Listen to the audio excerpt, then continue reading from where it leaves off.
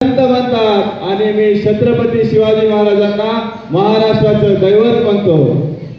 छत्रपती शिवाजी महाराजांनी स्वराज्याची स्थापना कशासाठी केली यावर किशोर पाटीलने आपल्याला भाषण आताच केलेलं आहे। मला आता इतिहासात जायचं नाही, मला सध्याच्या परिस्थितीवर बोलायचं आहे।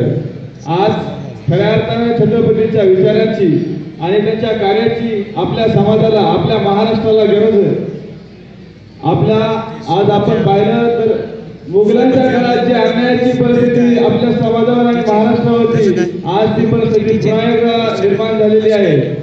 जे प्रस्थापित लोक आहेत त्यांनी आपल्या राजकीय स्थैर्यासाठी जे आपण विस्थापित लोक आहोत यांच्यामध्ये सामाजिक अस्थैर्य निर्माण केले। आपल्याला जातीपातीवर विभागून आपल्या धर्मामध्ये आपल्या भेदभाव पाडून आज ते सत्य ते भोगत आहेत।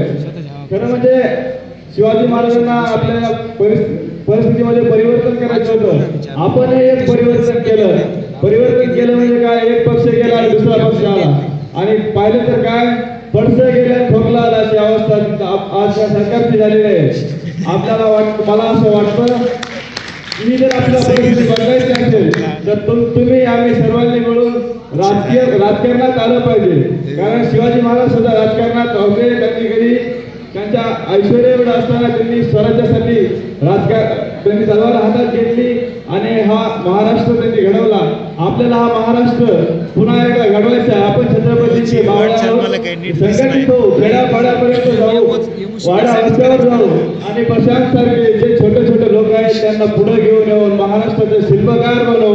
एवढं बोलून माझं भाषण संपवतो। जय जय महाराष्ट्र।